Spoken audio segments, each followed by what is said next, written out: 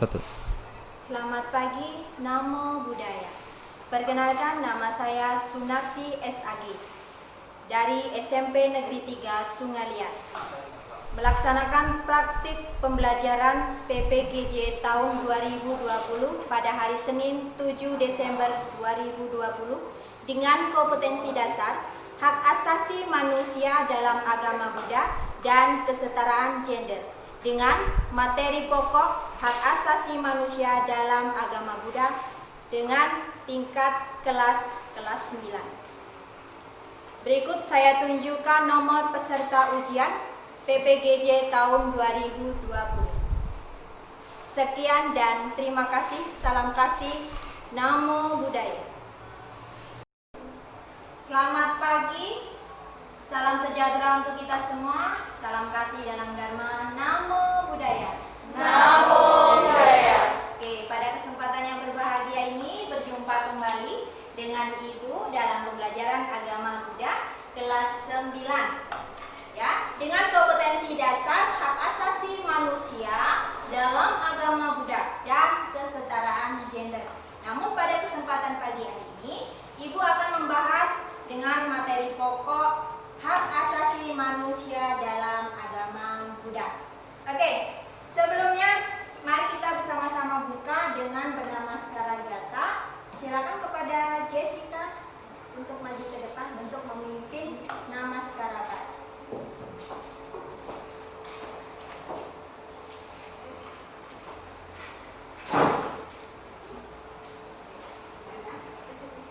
Oke, silakan berandai. Mari kita awali pertemuan pada pagi ini dengan melakukan namaskara gata. Aham sama sambuddho bhagawam buddham bhagavantam abhiwademi swakato bhagavata dhammo dhammam namasami supatipanno bhagavato sawaka sangho sanghang namami. Sabe sata bhavantu sukhitata. Semoga semua makhluk berbahagia. Sadu, sadu, sadu. Namo Buddhaya. Namo Buddhaya. Oke, terima kasih kepada Jenny yang sudah memimpin pertemuan pada pagi hari ini. Marilah kita lanjutkan dengan hening sejenak, bermeditasi sejenak. Silakan memposisikan tangan untuk bermeditasi di tempat masing-masing. Marilah bersama-sama kita renungkan perbuatan-perbuatan bajik yang ada dalam diri kita. Semoga semua makhluk selalu berbahagia. Meditasi mulai.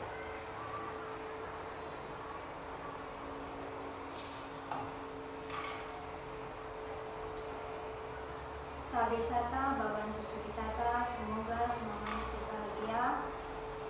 Sadu, sadu, sadu. Meditasi selesai. Oke. Bagaimana kabarnya? Baik. Pada kesempatan yang berbahagia ini berjumpa lagi di kelas 9 semester 1 di materi hak asasi manusia. Meskipun dalam kondisi pandemi COVID-19, kita tetap hadir, tetap bisa melaksanakan pembelajaran dengan menggunakan atau mentaati protokol kesehatan. Oke? Sudah memakai masker semua? Sudah. Jangan lupa mencuci tangan setelah dan sebelum melakukan kegiatan. Oke? Ibu lihat di kelas juga sudah bersih, berarti kalian sudah mempersiapkan dan sudah siap untuk melakukan pembelajaran pada pagi hari ini. Namun sebelumnya, Ibu lihat ada yang tidak hadir pada kesempatan hari ini? Hadir semua. Ya, bagus sekali. Semua sudah hadir, tidak ada yang bolos pada kesempatan hari ini. Berarti kalian sudah siap memasuki pembelajaran. Selamat pagi, semangat pagi, semangat pagi, semangat pagi. Selamat pagi, semangat pagi, semangat pagi, semangat pagi. Oke, tetap semangat ya.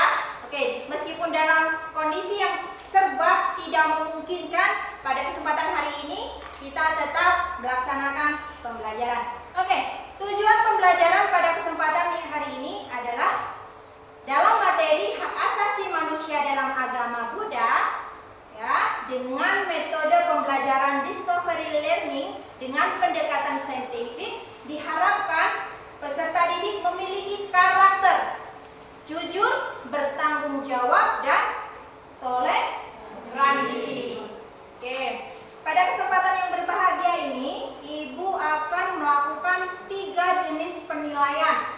Nah, 3 jenis penilaian ini tidak berubah dari minggu-minggu sebelumnya. Apa itu? Yang pertama, penilaian sikap spiritual dan sikap sosial. Sikap spiritual dilaksanakan langsung oleh Ibu, ya, melalui pengamatan pada waktu proses pembelajaran. Yang kedua, sikap sosial. Ini masih di penilaian yang pertama, nilai sikap sosial. Itu dilakukan oleh sesama teman. Nanti akan ada lembar observasi antar teman. Misalnya Selvi akan menilai Felina, Felina akan menilai Angel, Angel akan menilai Nadia, dan sebagainya. Selanjutnya akan ada penilaian pengetahuan. Penilaian pengetahuan itu nanti akan ada latihan soal ataupun latihan dari LKPD. Apa itu LKPD? Lembar kerja peserta didik. Dan yang terakhir adalah nilai keterampilan.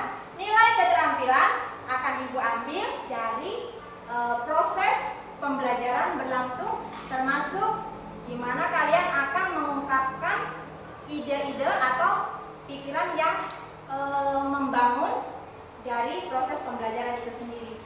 Paham sampai di sini? Iya. Sebelum kita memasuki pembelajaran, Ibu akan mengingatkan kembali tentang materi sebelumnya.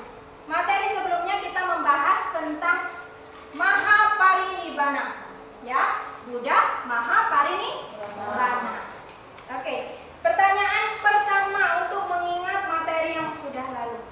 Menurut Mahaparinibbana Sutta, ya, relik Buddha dibagi menjadi berapa menurut Brahmadonna? Ada yang bisa menjawab? Silakan angkat tangan. Ya, Bu. Oke, Selvi. 8 bagian kepada 8 pihak yang memperebutkannya. Coba diulang. 8 bagian kepada 8 pihak yang memperebutkannya. Iya, 8 bagian kepada pihak-pihak yang memperebutkan pembagian relik tubuh sang Buddha. Betul sekali. Kemudian ada satu pertanyaan lagi untuk mengingatkan terhadap materi yang sudah lalu. Oke? Sebutkan 3 jenis relik Buddha dalam agama Buddha. Relik tubuh Buddha dalam agama Buddha. Siapa yang bisa menjawab? Silakan angkat tangan. Saya Oke. 3 jenis Buddha. Paririka Datu, Paribodhika Datu, Upesika Datu. Oke, bagus sekali. Jawaban dari Kevin itu sudah luar biasa. Berarti sudah paham ya tentang materi Mahaparinibbana Buddha di bab 1. Ya. Oke, selanjutnya mari kita masuki pembelajaran hak asasi manusia dengan melihat berikut video hak asasi manusia dalam agama Buddha sebagai bahan diskusi. Silakan diperhatikan.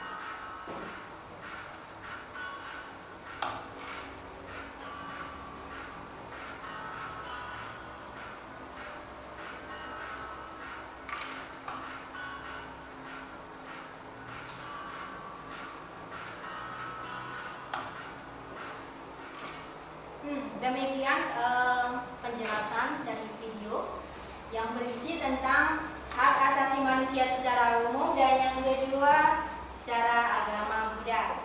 Silakan dibuka LKPD-nya. Di sana ada bahan diskusi yang berkaitan dengan video. Oke. Ditentukan bahwa kelompok Joan dan kawan-kawan itu kelompok 1, Selfie dan kawan-kawan itu ada di kelompok 2, Jessica, Sally itu di kelompok 3. Oke. Peraturannya bagaimana? Peraturannya silakan baca perintahnya di LKPD bagian 1. Kelompok 1 itu mencari informasi tentang masyarakat tidak berumah tangga. Kemudian kelompok 2 membahas tentang masyarakat berumah tangga. Dan yang kelompok 3 itu membahas tentang peraturan para biku dan biksuni. Oke, silakan didiskusikan. Oke, cari informasinya sebanyak mungkin. Yang membawa handphone silakan dipergunakan untuk browsing, mencari informasi sebanyak mungkin, selengkap mungkin. Nanti silakan diinformasikan kepada teman-temannya di depan. Silakan. Jika sudah selesai, silakan angkat tangan masing-masing kelompok. Nanti akan disajikan materi yang sudah dibahas.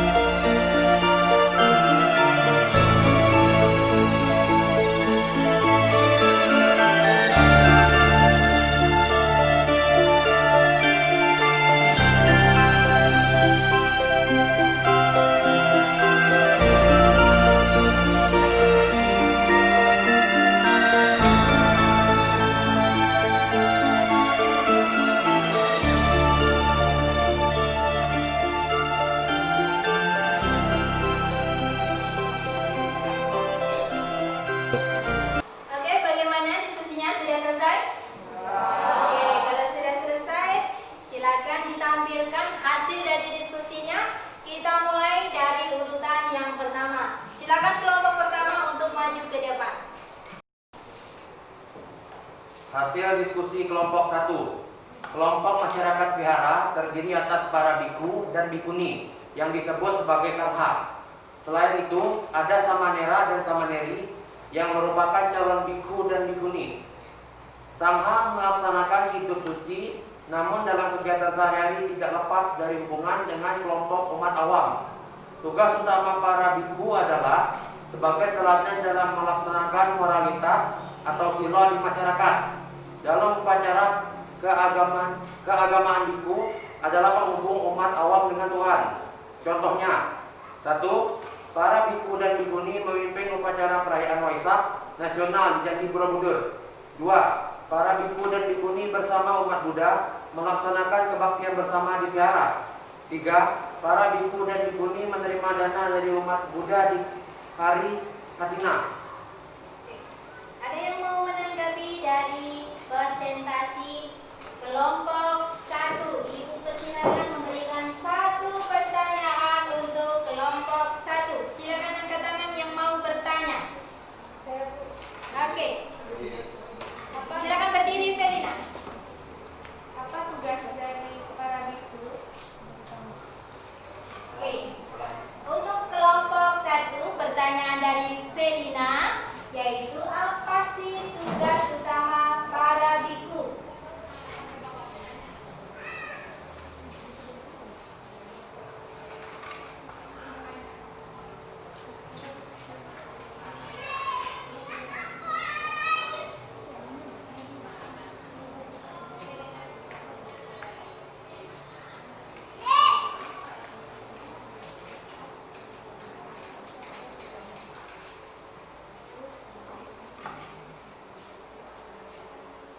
Silakan dijawab kelompok 1. Tugas utama para biku adalah sebagai teladan dalam melaksanakan moralitas atau sila di masyarakat. Oke, bagaimana Felina? Melaksanakan moralitas di masyarakat. Saya puas dengan jawaban kelompok 1. Oke, Felina puas dengan jawaban kelompok 1. Bagus. Silakan duduk kembali.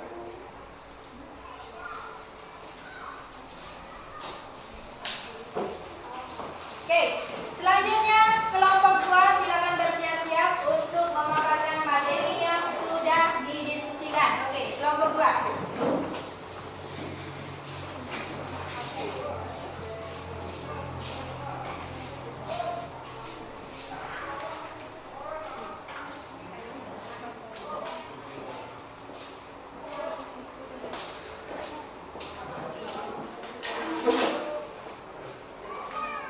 Selamat pagi, Namo Buddhaya.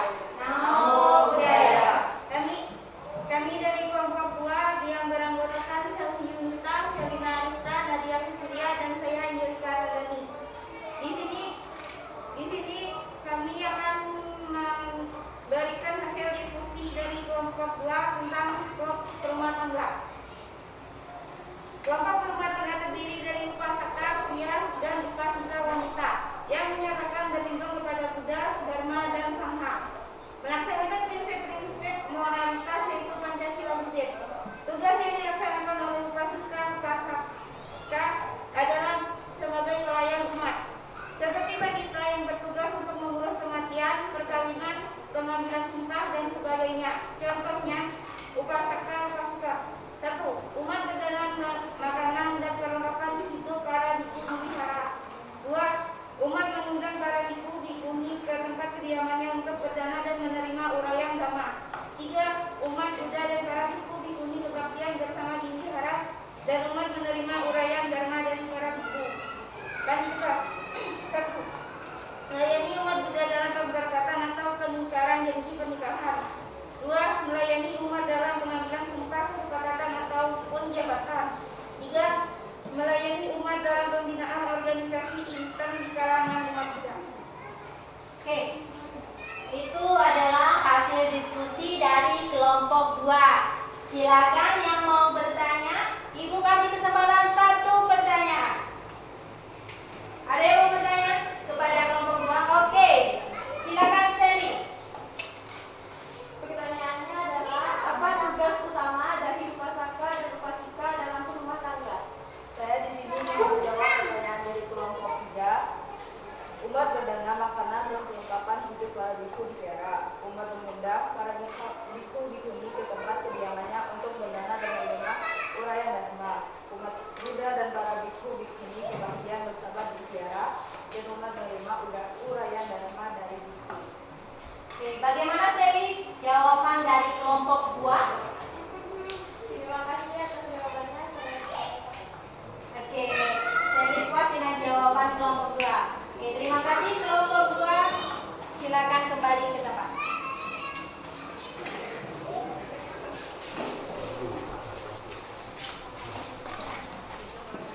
Selanjutnya hasil diskusi dari kelompok 3. Silakan kelompok 3 untuk mengambil tempat di depan dan memaparkan hasil dari diskusinya.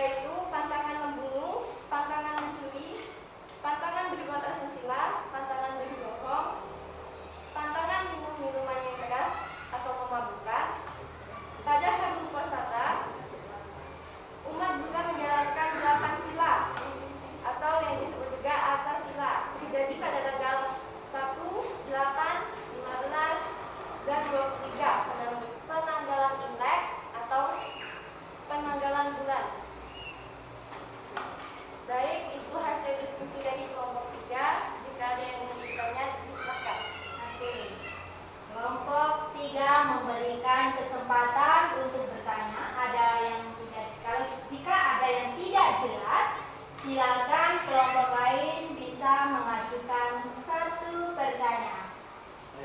Oke, Johan akan bertanya. Silakan ditanggapi. Apa perbedaan peraturan biku dan bikuni? Oke, apa sih perbedaan peraturan antara biku dan biksuni? Silakan didiskusikan dan dijawab. Jawabannya adalah biku memiliki hak dan kewajiban melaksanakan aturan kebikuan Vinaya yang berjumlah 227 peraturan, sedangkan bikuni menjalankan 311 Vinaya. Oke, bagus sekali. Gimana, Johan? Terima kasih, saya puas dengan jawaban dari kelompok 3. Iya, Johan puas dengan jawaban kelompok 3. Oke, silakan kembali ke tempat. Oke. Demikian hasil diskusi dari kelompok 1, kelompok 2, dan kelompok 3. Sudah disampaikan dengan baik dan pertanyaan-pertanyaan yang muncul pun dapat ditanggapi dengan baik. Dan yang terakhir tadi, apa sih perbedaan dari peraturan biku dan peraturan biksuni? Dan sudah dijawab dengan bagus oleh kelompok 3, ya. Kalau bikuni itu menjalankan 227 sila dan biksuni menjalankan 311 sila. Oke. Selanjutnya Ibu akan memberikan latihan. Nah, latihan ini digunakan untuk mengambil nilai pengetahuan masing-masing peserta didik.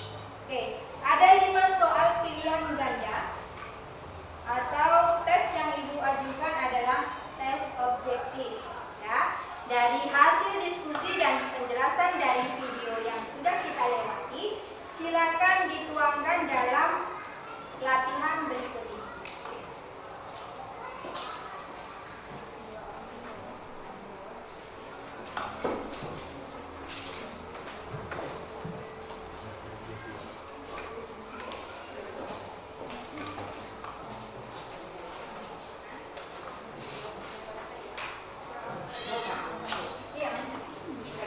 Oke, silakan dijawab langsung di kertas yang sudah Ibu bagikan.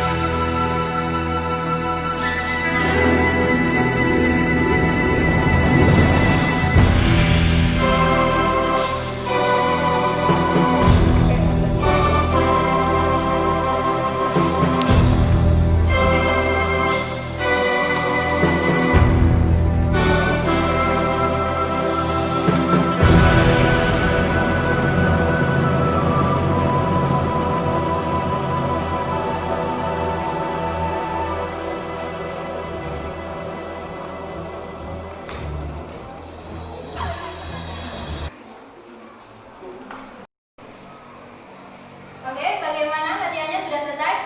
Oke, kalau sudah selesai silakan dikumpulkan ke depan hasil dari latihannya.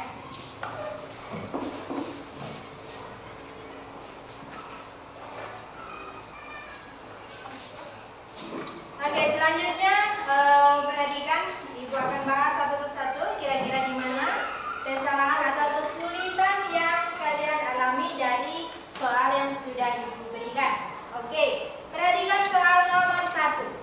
Biku Ananda dalam sejarah kehidupan Buddha merupakan siswa yang sangat pandai dan bertugas mendampingi serta melayani Buddha. Setelah Buddha parinibbana yang dihadiri oleh para biku yang telah mencapai tingkat kesucian arahat. Beliau merupakan satu-satunya biku yang belum mencapai tingkat kesucian arahat, sehingga berlatih keras hingga akhirnya mencapai tingkat kesucian arahat. Dari cerita di atas, perhimpunan biku dan upasika yang telah mencapai tingkat kesucian disebut dengan nama titik-titik. Ada yang bisa menjawab? Hah? Arya Sangga, betul sekali. Jawaban dari Jenisha dan Jessica. Oke. Pembahasan soal nomor 2. Tadi ada gambar ya, di mana pasangan pengantin sedang diberkahi oleh pandita. Upacara pernikahan dalam agama Buddha dipimpin oleh pandita. Kelompok umat Buddha perempuan dan laki-laki yang menempuh hidup berumah tangga dan berlindung kepada Buddha, Dharma, dan Sangha disebut titik-titik. Iya, betul sekali. Upasaka dan upasika. Soal nomor 3. Seorang pemuda meninggalkan kehidupannya yang nyaman, berkelana mencari tempat yang tenang, damai, dan bebas. Pemuda tersebut merasa kehidupan berumah tangga menjadi belenggu dan tekanan. Pada tahap ini, seseorang mengasingkan diri dan meninggalkan hidup berumah tangga disebut titik-titik. Iya, tahap isolasi. Butir soal yang keempat. Andini merupakan umat Buddha yang menyatakan diri berlindung pada Buddha, Dharma, dan Sangha. Ia adalah siswa Buddha yang taat beribadah dan gemar berdana. Perbuatannya menjadi inspirasi bagi muda-mudi wihara di lingkungannya. Selain ketaatannya beribadah, ia ramah dan rajin menjalankan puasa pada tanggal 1, 8, 15, dan 23 penanggalan bulan atau Imlek. Dalam agama Buddha, puasa uposatha dijalankan Andini dikenal dengan nama titik-titik. Iya, betul sekali. Atasila. Butir soal nomor 5. Memperhatikan gambar dari latihan samanera. Ketika libur sekolah, Andi, Bodi, Rehan, dan kawan-kawan mengikuti latihan hidup sederhana di sebuah wihara. Pada latihan tersebut, mereka mencukur habis rambut dan memakai jubah layaknya seorang biku. Latihan yang dilakukan Andi dan kawan-kawannya disebut? Iya, betul sekali. Samanera. Oke, Ibu rasa sudah cukup dari pembahasan materi dan pembahasan soal pada pagi hari ini. Marilah bersama-sama kita simpulkan. Oke, selanjutnya kita simpulkan materi pada kesempatan pagi hari ini. Ada yang mau membantu Ibu untuk menyimpulkan materi pembelajaran hari ini dari video, hasil diskusi, dan penjelasannya? Oke, saya silakan. Tujuan materi hari ini adalah pengertian hak asasi manusia adalah hak-hak dasar manusia yang dimiliki sejak berada dalam kandungan dan setelah lahir ke dunia kodrat yang berlaku secara universal dan diakui oleh semua orang.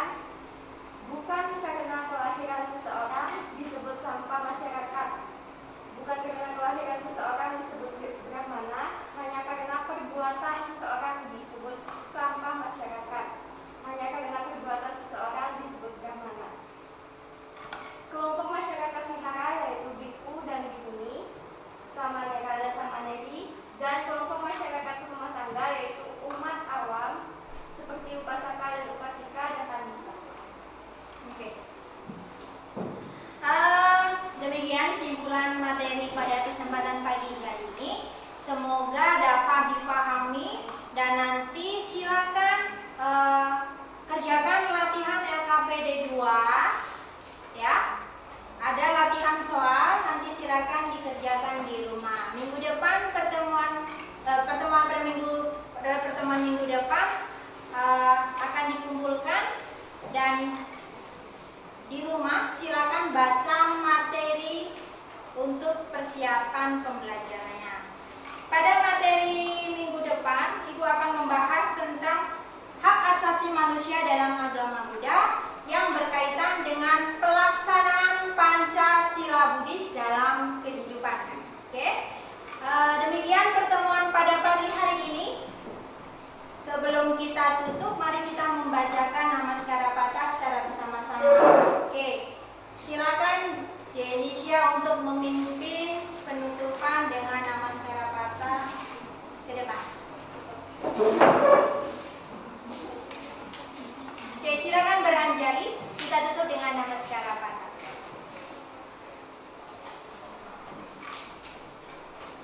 Marilah kita membaca Namaskara Gata untuk menutupi pertemuan pada hari ini. Arahang sama sambuddho bhagava buddhang bhagawantam abhiwademi swakato bhagavata dhammo dhammang namasami supatipanno bhagavato sawaka sangho sanghang namami. Sabbe satta bhavantu sukhitata. Semoga semua makhluk selalu berbahagia. Sadu, sadu, sadu. Namo Buddhaya. Namo Buddhaya. Terima kasih banyak telah berpartisipasi di pembelajaran pada pagi hari ini dengan baik. Sebelum Ibu meninggalkan kelas ini, terimalah salam kasih dalam Dharma